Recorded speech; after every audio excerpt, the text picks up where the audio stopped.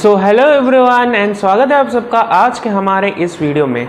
आज का ये वीडियो हमारा क्लास 12 चैप्टर नंबर 3 जो कि होने वाला है हमारा बिजनेस स्टडीज़ का बिजनेस इन्वायरमेंट, उसको हम आज स्टार्ट करने वाले हैं। लेक्चर नंबर फर्स्ट होने वाला है ऑब्वियसली बिकॉज हम स्टार्ट कर रहे हैं।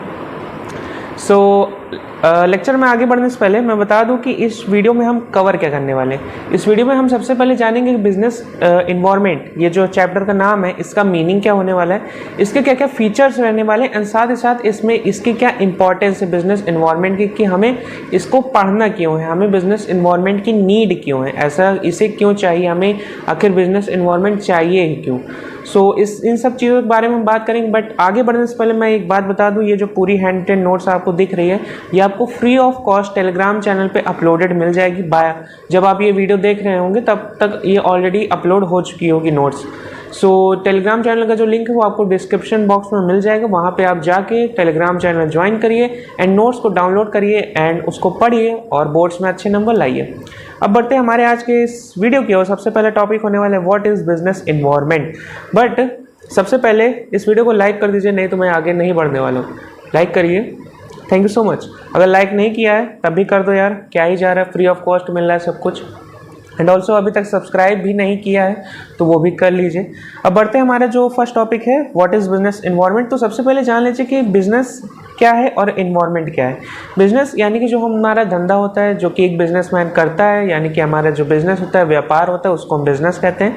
और जो बिजनेस इन्वायरमेंट है, इन्वायरमेंट जो वर्ड है ये हमारा एक फ्रेंच वर्ड इन्वॉर्न होता है, मतलब कि अगर मेंट हटा दें तो ये जो इन्वॉर्न बचा हुआ है इसका एक फ्रेंच वर्ड होता है जिसका मतलब होता है सराउंडिंग्स, यानी कि बिजनेस के सराउंडिंग्स, यानी कि बिजनेस में बिजनेस के आजू बाजू होने वाली ऐसी चीज़ें जो बिजनेस को डायरेक्टली या फिर इनडायरेक्टली लिंक्ड हैं बिजनेस से और उस बिजनेस को हमारे अफेक्ट करती हैं कहीं ना कहीं किसी न किसी तरीके से।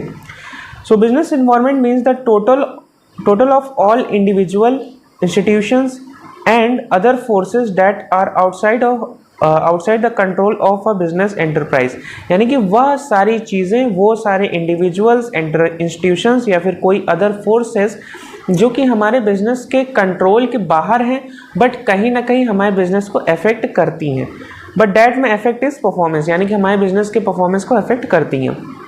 इन other words the business environment can be defined as all those conditions and forces under which a business is operated, यानी कि ये हमारी वो conditions होती हैं, हमारी वो forces होती हैं जिसके अंडर में, यानी कि जिसके अंदर रह के हमारा एक जो बिजनेस है वो ऑपरेट होता है।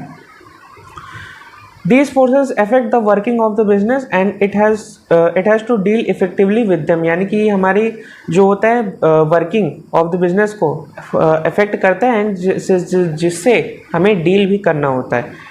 It encompasses the climate or the set of conditions, यानी कि इसमें क्लाइमेट सेट ऑफ कंडीशंस होती हैं, इकोनॉमिक, सोशल, पॉलिटिकल और इंस्टीट्यूशनल, यानी कि इसमें ये सारी चीज़ें होती हैं जिसमें कि हमारा इकोनॉमिक चीज़ें भी होती हैं, हमारी सोशल की मतलब कि सोशल लाइफ जो सोसाइटी है उससे रिलेटेड भी चीज़ें होती हैं, पॉलिटिकल चीज़ें भी होती हैं, साथ ही साथ इंस्टीट्यूशनल चीज़ें भी होती हैं। अब ये सब क्या चीज़ें हैं उसको जैसे जैसे आप धीरे धीरे पढ़ेंगे तो आपको समझ में आता जाएगा। In which the business operations are conducted, यानी कि ऐसी चीज़ें, ऐसी सराउंडिंग जिसमें हमारा बिजनेस कंडक्ट होता है, यानी कि अगर हम देखें तो हमारा जो बिजनेस होता है वो इकोनॉमिकली इफेक्ट होता है, वो सोशल यानी कि सोसाइटी में रहता है तो उसको सोशल चीज़ें अफेक्ट करती हैं, पॉलिटिकल चीज़ें भी अफेक्ट करती हैं, साथ साथ इंस्टीट्यूशनल चीज़ें भी अफेक्ट करती हैं। अब ये तो हो गई हमारी डेफिनेशन की बात। अब सबसे पहले हम बात करते हैं हमारे फीचर्स क्या होते हैं बिजनेस इन्वायरमेंट के, यानी कि इसमें क्या क्या होने वाला है। नंबर 1 हमारा फीचर्स होने वाला है, ये क्या हो गया, एक मिनट, हाँ। जो नंबर 1 हमारा फीचर होने वाला वो है टोटलिटी ऑफ एक्सटर्नल फोर्सेस, यानी कि टोटलिटी ऑफ एक्सटर्नल फोर्सेस, जो सारी एक्सटर्नल फोर्सेस हैं इसमें बिजनेस इन्वायरमेंट में पाई जाती है। The business environment is the total of all the external forces that directly और indirectly influences the working of business system, यानी कि वो सारी फोर्सेस जो कि हमारे बिजनेस का जो वर्किंग सिस्टम है उसको डायरेक्टली या फिर इनडायरेक्टली किसी और चीज़ से हमारे बिजनेस के जो परफॉर्मेंस है, बिजनेस के जो ऑपरेशंस हैं उसको अफेक्ट करती हैं। यहाँ पे the external forces refers to those individuals and groups also known as stakeholders, यानी कि जो एक्सटर्नल फोर्सेस हैं वो ऐसे इंडिविजुअल्स या फिर ग्रुप्स को बोला जाता है जिनका नाम होता है स्टेक होल्डर्स। स्टेक होल्डर्स यानी कि हम कह सकते हैं कि जो हमारे बिजनेस में हिस्सेदारी रखते हैं। स्टेक होल्डर्स यानी कि हिस्सेदारी रखते हैं जो हमारे बिजनेस में, जैसे शेयर होल्डर्स हो गए या फिर एंजल इन्वेस्टर्स हो गए। तो मतलब वो क्या करते हैं, हमारे बिजनेस में कुछ इक्विटी यानी कि हिस्सेदारी ले लेते हैं, बदले में हमें पैसा मिलता है। तो वो हमारे एक प्रकार के एक्सटर्नल फोर्सेस कहलाते हैं। with which a particular organization comes into direct and frequently contact in the course of its function। यानी कि हमारे जो स्टेक होल्डर्स हैं उनसे हम डायरेक्टली हमारा रिश्ता नाता होता है। ऑब्वियसली वो हमारे स्टेक होल्डर्स, तो हम डायरेक्टली उनसे बातचीत होता है एंड उन्हीं के फ्रीक्वेंट कॉन्टैक्ट होता है हमारे बिजनेस के फंक्शनिंग के लिए। Second one is specific and general forces. अब हमारी स्पेसिफिक, हमने एक्सटर्नल फोर्सेस के बारे में बात कर ली, अब हम स्पेसिफिक या फिर जनरल फोर्सेस, ऐसी चीज़ें जो हमारी स्पेसिफिकली हमारे बिजनेस को इन्फ्लुएंस करती है या फिर जनरली सारे बिजनेसेस को करती है। Business environment is made up of both specific and general forces, यानी कि जो हमारे बिजनेस इन्वायरमेंट है इसमें जनरल और स्पेसिफिक दोनों टाइप की फोर्सेस हैं। Specific forces such as investor, customers, competitors and suppliers affect individual enterprises directly. यानी कि जो हमारी ये चीज़ें, जो हमारे इन्वेस्टर्स हो गए, जैसे कि मैंने कहा शेयर होल्डर्स हो गए, हमारे एंजल इन्वेस्टर्स हो गए, वो हमारे हो गए स्पेसिफिक फोर्स के अंदर। कस्टमर्स हो गए हमारे, यानी कि जो हमारे ग्राहक हैं वो हो गए। हमारे जो कॉम्पिटिटर्स हैं वो भी हमारे हमको डायरेक्टली इन्फ्लुएंस करते हैं। मान लीजिए कल को चल के, जैसे अभी हाल ही में आपने देखा होगा कि जो डेटा पैक्स के प्राइसेस यानी कि जो रिचार्ज है मोबाइल के, वो सारी कंपनियों ने साथ में मिलकर उसको बढ़ा लिया। तो उसमें क्या हुआ कि मान लीजिए एयरटेल एंड जियो आज के टाइम पे सबसे बड़े कॉम्पिटिटर्स हैं। और फिर आता है VI, मतलब जो वी है वोडाफोन आइडिया, जो मर्ज हो गई, वो आता है। तो इसमें क्या हुआ कि एक लोग ने डिसाइड किया कि हम अपना पैसा बढ़ाएंगे। तो उसमें क्या हुआ कि मार्केट में चूँकि कंपटीटर्स कम हैं, तो उसमें क्या हुआ कि हमने बढ़ा रहे तो हमारे कंपटीटर में बढ़ा रही है। इससे क्या होगा कि हमारे दोनों की ग्रोथ हो गई। तो यहाँ पे कहीं ना कहीं एक डायरेक्ट इन्फ्लुएंस बैठ रहा है। Affect enterprises directly and immediately in their everyday work, यानी कि हमारे रोज़मर्रा ज़िंदगी में उनका इफेक्ट आता रहता है। जनरल फोर्सेस हमारी होती है जैसे कि social, political, legal, technological conditions. यानी कि मान लीजिए 5G आ गया, अब जैसे 3G आ जाएगा, 7G आएगा, 8G आएगा, 10G आएगा, ऐसे आते जाएंगे जी करते हुए। सो इसमें क्या हुआ, ये टेक्नोलॉजिकल चेंजेस हुआ। ऐसा नहीं है कि केवल मेरे ही पास हुआ टेक्निकल चेंजेस, टेक्नोलॉजी है मेरे पास आई। टेक्नोलॉजी अगर कोई बन रही है तो वो सबके पास कभी ना कभी कैसे ना कैसे करके वो पहुंच ही जाएगी। पॉलिटिकल चेंजेस भी होते हैं एंड साथ ही साथ मान लीजिए रूल्स एंड रेगुलेशंस हो गए कि आपको आपके जो सेल टावर्स हैं, मान लीजिए मैं जियो कंपनी का है, तो उसमें कल को लॉ पास हो जाता है कि सेल टावर्स है उसकी फ्रीक्वेंसी इतनी रहनी चाहिए कि जो बर्ड्स हैं, हमारे जो पक्षियां हैं, उनको भी किसी तरीके का हार्म ना पहुंचे, भले ही हमारी नेटवर्क स्पीड स्लो हो जाए। कल को मान लीजिए बाई चांस, ऐसा पॉसिबल तो नहीं है, ऐसा लॉ पास कभी नहीं होने वाला है पूरी हिस्ट्री में, बट स्टिल इमेजिन तो किया जा सकता है। जो कि यानी कि जनरल फोर्सेस जो होती है हमारी जो बिजनेसेस हैं उसको इनडायरेक्टली अफेक्ट करती हैं हमारे बिजनेस इन्वायरमेंट को। Third one is inter relatedness. हमारे जो बिजनेस इन्वायरमेंट है ये आपस में इंटर रिलेटेड है, यानी आपस में जुड़े हुए हैं। अगर एक चीज़ में कुछ बदलाव होता है तो कहीं ना कहीं वो अदर सारी चीज़ों को भी अफेक्ट करेगा किसी ना किसी तरीके से। कैसे? The various elements of business environments are closely interrelated, यानी कि जो हमारे एलिमेंट्स ऑफ बिजनेस इन्वायरमेंट है वो क्लोजली इंटररिलेटेड है, एक साथ जुड़े हुए हैं। Which means a change in one element affects the other element, यानी कि अगर एक एलिमेंट में चेंज हो रहा है तो वो दूसरे एलिमेंट्स को भी अफेक्ट करेगा, यानी हम तो डूबेंगे लेकिन तुमको भी ले डूबेंगे, ऐसा होने वाला है। Of the business environment, in present social environment, there has been a health conscious and fitness trend amongst people, यानी कि आजकल आप देख रहे होंगे गली मोहल्ले में या फिर कहीं पर बहुत सारे जिम्स खुल रहे हैं, बहुत सारे अचानक से वीगन डाइट हो रहा है या फिर प्रोटीन एफिशिएंट डाइट हो रहा है। यानी कि देखा जाए तो हेल्थ कॉन्शियसनेस आज के टाइम पे धीरे धीरे एक ट्रेंड बनती जा रही है, और जो कि अच्छी बात भी है। कहीं ना कहीं भले ट्रेंड के थ्रू लोग हेल्थ कॉन्शियस हो रहे हैं, अपने हेल्थ के ऊपर ध्यान दे रहे हैं। फिटनेस ऑल्सो जैसे कि जिम जाना हो गया, भले ही जिम जा रहे हैं, डंबल नहीं उठा रहे, लेकिन हाँ इंस्टाग्राम स्टोरी तो ज़रूर लग जा रही है। तो कहीं ना कहीं फिटनेस ट्रेंड हो रहा है पीपल के अमंग में। ये हमारा क्या हो गया, एक प्रकार का सोशल इन्वायरमेंट हो गया। सोशल यानी कि सोशल, जब भी आप वर्ल्ड देखें बिजनेस स्टडीज़ में, तो मान लीजिए सोसाइटी की बात हो रही है, यानी कि आपके आजू बाजू जो पड़ोसी या फिर जिस शहर में रहते हैं उसके बारे में बात हो रहा है। And demand for some products and services have increased like low fat cooking oil, यानी कि हेल्थ कॉन्शियस हैं तो लो फैट कुकिंग ऑयल हो गया, जंक फूड्स हो गया, लो फैट मिल्क हो गया, शुगर फ्री प्रोडक्ट्स हो गए, योगा सेंटर्स हो गए, हेल्थ रिस्टोरेशंस हो गए। तो इस प्रकार की चीज़ें बढ़ रही हैं। क्यों बढ़ रही हैं? बिकॉज जो लोग हैं उनमें एक ट्रेंड फैला हुआ है हेल्थ कॉन्शियसनेस का, और फिटनेस को बढ़ावा दिया जा रहा है। At the same time, demand for spicy and oily foods has decreased to an extent, यानी कि एक तरफ अगर लोग फिट हो रहे हैं तो कहीं ना कहीं वो दूसरे बिजनेस को भी, जो बिजनेसेस हैं यानी कि जंक फूड इंडस्ट्री में है या फिर फूड इंडस्ट्री में है, तो कहीं ना कहीं वो भी एक प्रकार से इफेक्ट कर रहा है। सारे फूड नहीं, जो हेल्थ कॉन्शियस है उनको बढ़ावा मिल रहा है, एंड जो हमारे जंक फूड वाले हैं उनको कहीं ना कहीं उनका बिजनेस ठप हो रहा है। Fourth one is dynamic nature. Dynamic nature मतलब क्या होता है? The business environment is dynamic in nature, that is it keeps on changing whether in terms of technological improvement. यानी कि जो हमारे बिजनेस इन्वायरमेंट्स होते हैं वो डायनेमिक इन नेचर होते हैं, यानी कि वो बदलते रहते हैं। ऐसा नहीं कि कभी कोई टेक्नोलॉजी अगर 4G आ गया या फिर 5G आ गया तो हमेशा 5G ही रहेगा। कल को अगले साल या फिर 2025 या फिर 2026 में जाके या फिर 27 में जाके 6G कहीं ना कहीं टेस्टिंग शुरू होगी, फिर वो लॉन्च होगा, फिर 7G आएगा। ऐसे करते करते हमारा जो टेक्नोलॉजी है वो बढ़ती जाएगी। अ शिफ्ट इन कस्टमर प्रीफरेंस और एंट्री ऑफ न्यू कंपटीशन, यानी कि ऐसा भी हो सकता है कि जो कस्टमर की प्रीफरेंस है वो बदल जाए। जैसे कि अभी मैंने प्रीवियस एग्जांपल लिया कि लोग हेल्थ कॉन्शियस हो रहे हैं, जंक फूड खोल के जंक फूड छोड़ के जिम जाना प्रेफर कर रहे हैं। तो यहाँ पे क्या हुआ, कंज्यूमर की प्रीफरेंस बदल रही है। Entry of new competition in the market, जैसे कि अभी मान लीजिए नथिंग फ़ोन 1 आया, जो कि हमारा नथिंग फ़ोन 1 अभी ज़्यादा दिन नहीं हुए, अप्रॉक्स 3 साल, मुझे एग्जैक्ट डेट याद नहीं, उसके लिए माफ़ करिएगा। तो नथिंग फ़ोन 1 आया तो एक प्रकार से क्या हुआ कि एक नया कंपटीशन मार्केट में आ गया। उसका भी अच्छा एग्जांपल दूँ तो जैसे इतने समय क्या है कि पहले अभी तक था जियो और एयरटेल था, बीच में आ गया वी, वोडाफोन आइडिया ने मर्ज कर लिया, अपना अलग से एक थर्ड पार्टी मतलब कि तीसरी कंपनी बना ली वी नाम से।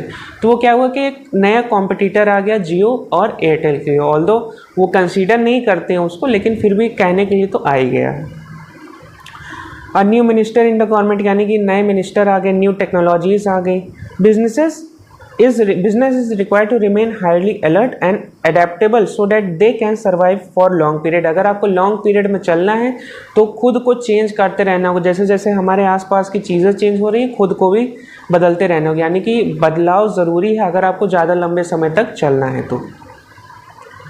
फिफ्थ वन इज हमारा अनसर्टेनिटी, यानी कि कभी भी कुछ भी हो सकता है। It is very difficult to predict the happenings in the future specially when the frequent changes are taking place in the environment, यानी कि जब आप जान रहे हैं कि हमारे जो बिजनेस इन्वायरमेंट है वो हमारे डायनेमिक यानी कि बदलते रहते हैं, तो उसमें क्या है कि अनसर्टेनिटी होती है कि कल को क्या हो जाए। मान लीजिए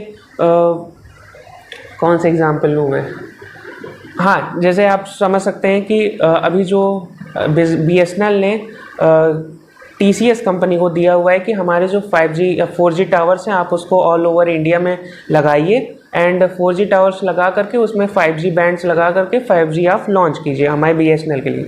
तो उनका टाई अप हुआ है, तो एक प्रकार का टाई अप। तो इसमें क्या है कि अगर BSNL का आ जाता है कल को 5G और वो अच्छा परफॉर्म कर जाता है तो कहीं ना कहीं जियो एंड एयरटेल के लिए ख़तरा हो सकता है, बिकॉज जो BSNL के जो चार्जेस हैं उसका जो पैसे लगता है रिचार्ज का, वो कहीं ना कहीं कंपैरेटिवली अगर हम देखें कंपैरिजन में जियो के या एयरटेल के तो सस्ता पड़ता है। तो इस प्रकार से आप कह सकते हैं कि कुछ नया आ गया, डायनेमिक चेंज हो गया। एज इन IT और fashion designing due to technological advancements, यानी कि जैसे कि हमारे IT सेक्टर में नई नई टेक्नोलॉजी आ रही है या फिर फैशन सेक्टर में नई नई मशीनें आ रही हैं जो कि अच्छा अच्छा डिज़ाइन बना के दे रही हैं, तो वो सारी चीज़ें हो रही। Smartphones have mostly replaced ordinary cellphone, जैसे कि आजकल आप देखते हैं जो कीपैड वाले फ़ोन्स होते हैं, सेलफोन्स थे, वो अब शायद ही किसी के पास दिखे। गाँव वगैरह में कहीं आप जाएँ तो किसी के पास दिख जाए, नहीं तो आपके टाइम पर क्या है, एक एंड्रॉयड रखते हैं, एक आईफोन रखते हैं, मतलब जो रिच पीपल्स हैं, या फिर अगर आप देखेंगे लेबर भी है, या फिर कोई ऐसे लोअर मिडिल क्लास वाले हैं, उनके पास भी एक टच फ़ोन रहता ही रहता है।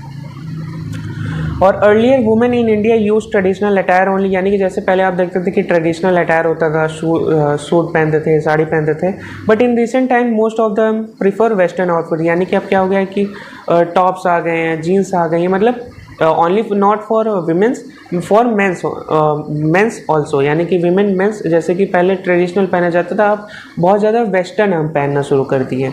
तो ये क्या हुआ है, हमारा जो बिजनेस इन्वायरमेंट है इसमें एक प्रकार का चेंज आ गया।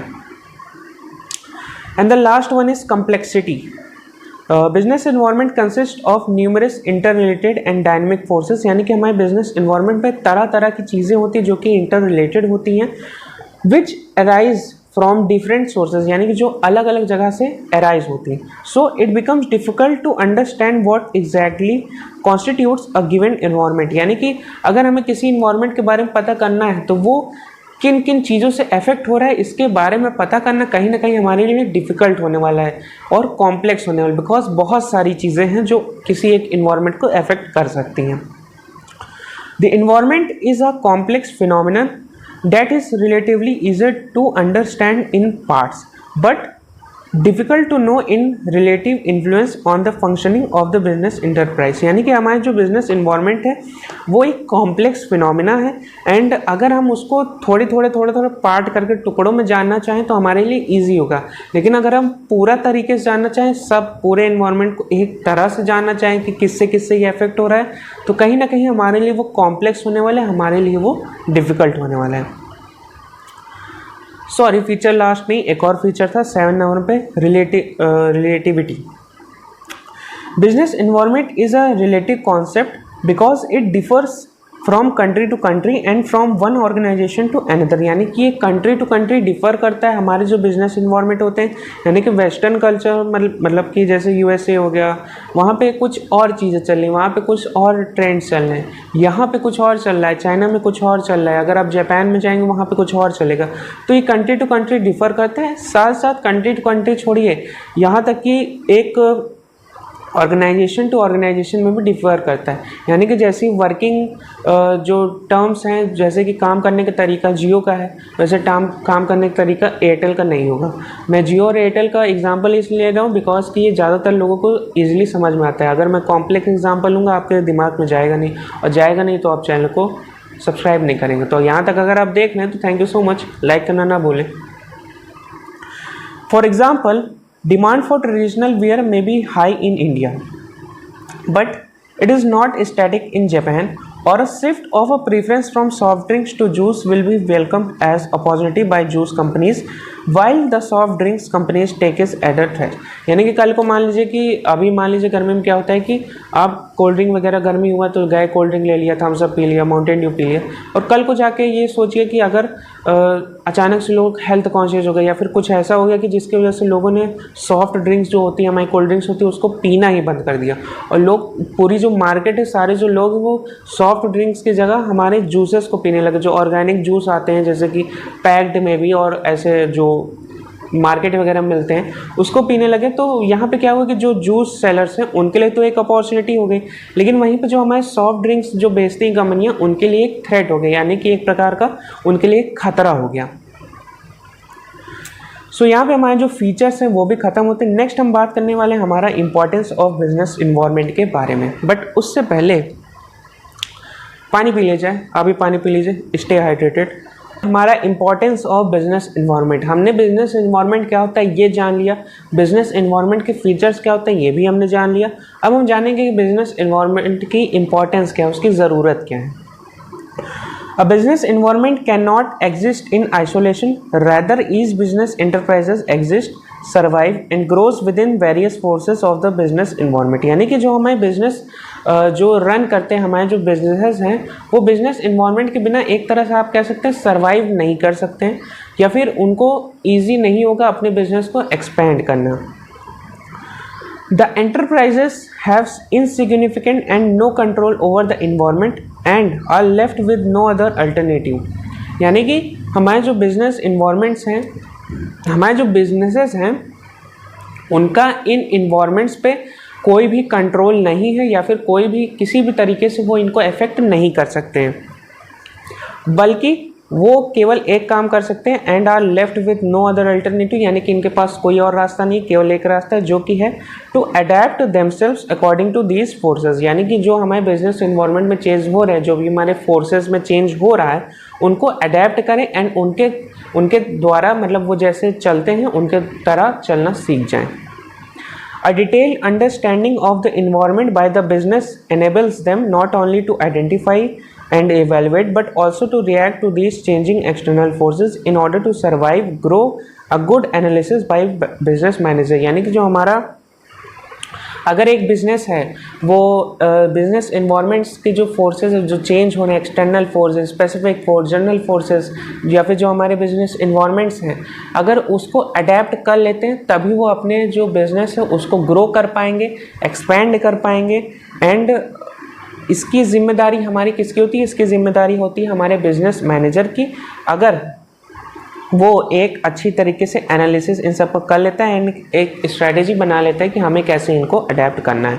अब हम बात करते हैं हमारा first importance of business environment, जो कि है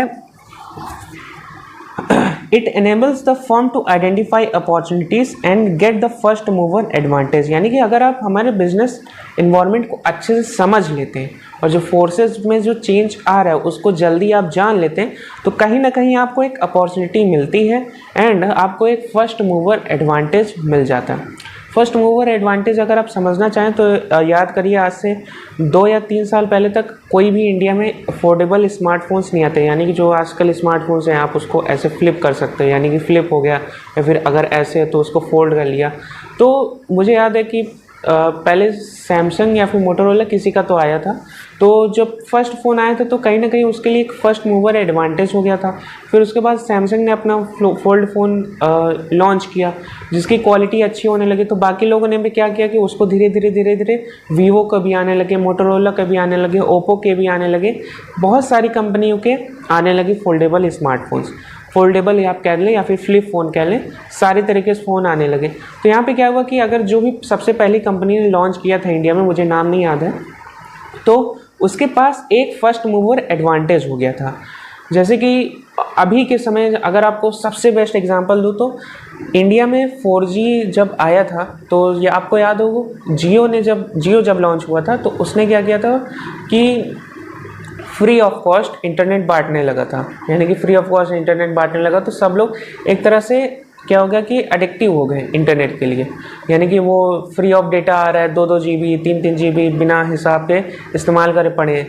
एंड उससे क्या हुआ, कहीं ना कहीं उसको एक बहुत ही अच्छा मार्केट कैप्चर मिल गया उसकी स्ट्रैटेजी से। एंड ऑल्सो जब 4G लॉन्च हुआ, 4G जब चलने लगा तो उसमें क्या हुआ कि अभी उसके पास फिर से एक एडवांटेज आ गया, एक अपॉर्चुनिटी उसको मिल गई। सो अगर हम अब डेफिनेशन थोड़ा पढ़ लें, a business environment provides numerous opportunities for success of business. यानी कि जो हमारे बिजनेस इन्वायरमेंट होते हैं वो बहुत सारी अपॉर्चुनिटी देते हैं हमारे बिजनेस को सक्सेस करने के लिए। Here opportunities refers to the positive external changes. यानी कि जो हमारे एक्सटर्नल चेंजेस होते हैं, यानी कि हमारे जो बिजनेस के बाहर जो चेंजेस हो रहे हैं, एक्सटर्नल चेंजेस, अगर वो पॉजिटिव हैं तो आप उसको एक तरह की अपनी अपॉर्चुनिटी बना के अपने बिजनेस को ग्रो कर सकते हैं। चेंजेस और trends that will help in improving the performance of the business enterprise. यानी कि आपकी बिजनेस एंटरप्राइज के परफॉर्मेंस को इम्प्रूव करने में आपकी हेल्प करेंगे।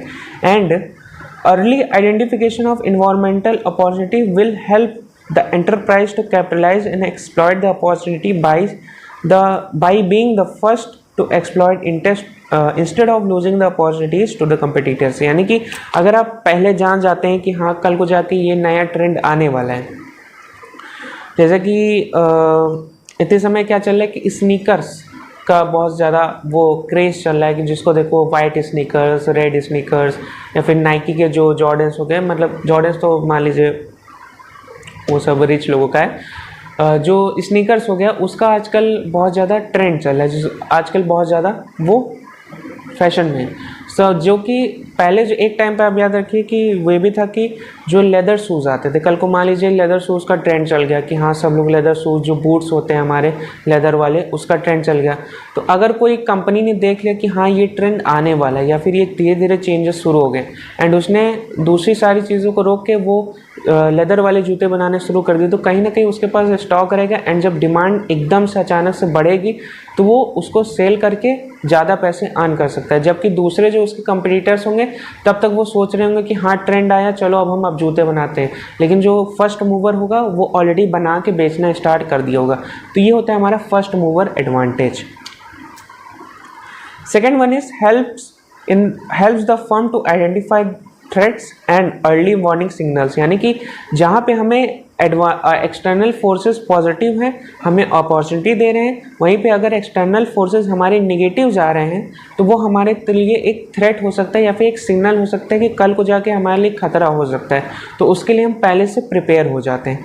Besides opportunities, a business environment is also a source of varied threats of crisis. Threats refers to that trend of changes in the external environment which hinders the performance of the business enterprise, यानी कि जो हमारी business enterprise है उसकी performance को हिला के रख देता है। A proper environmental understanding and awareness can help business managers to recognize various threats on time and also serves as warning signals, यानी कि कल को मान लीजिए कोई निगेटिव इफेक्ट आ रहा है हमारे बिजनेस इन्वायरमेंट में, तो हमें जल्द से जल्द उसको समझना चाहिए एंड उसके अकॉर्डिंग अपने बिजनेस को अडेप्ट कर लेना चाहिए, जिससे कि हमें कम से कम लॉस हो।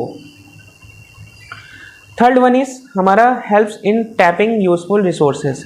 Business enterprises depends upon the environment as the source of input और रिसोर्सेज, यानी कि हमारा इन्वायरमेंट पे हमारे बिजनेस रिसोर्सेज इंडिपेंडेंट है, such as raw material, water, labour, machines, finance, यानी कि हमारे जो बिजनेस होते हैं वो इन्वायरमेंट्स पे डिपेंडेंट होते हैं, इनके अकॉर्डिंग ही बिजनेस चलता है।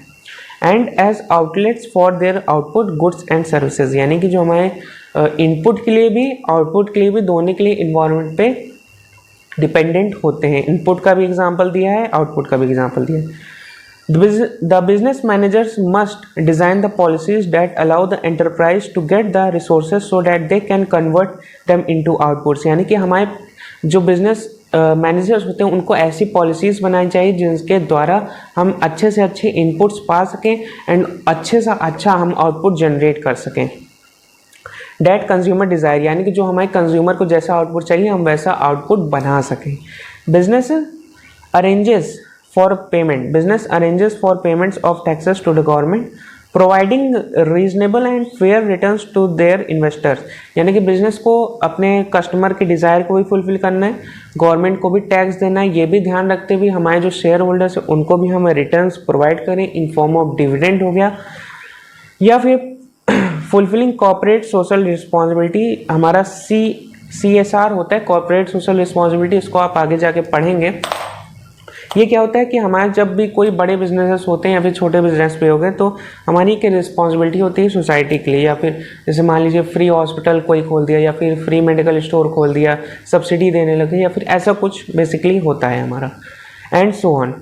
All this can be done very effectively by understanding what the environment has to offer and what it needs, यानी कि हमारी सोसाइटी को हमारे इन्वायरमेंट्स को क्या चाहिए एंड वो क्या हमें दे रहा है। अगर हम इसे अच्छे से समझ पाएँ तो हमारा बिजनेस अच्छे से ग्रो हो सकता है। Sixth one is help in continuous learning and improving performance, यानी कि हमारे बिजनेस इन्वायरमेंट जो होते हैं हमको कंटिन्यूस लर्निंग देते रहते हैं, हमें नई नई चीज़ें सिखाते रहते हैं एंड हमारी परफॉर्मेंस को भी इम्प्रूव करने में हमारी हेल्प करते रहते हैं। All types of business environments are facing an increasingly dynamic business environments where changes are taking place at fast pace, यानी कि सारे बिजनेसेस ये देख रहे हैं कि हमारा जो बिजनेस इन्वायरमेंट है वो बहुत ही रैपिडली, बहुत ही तेजी में चेंज हो रहा है।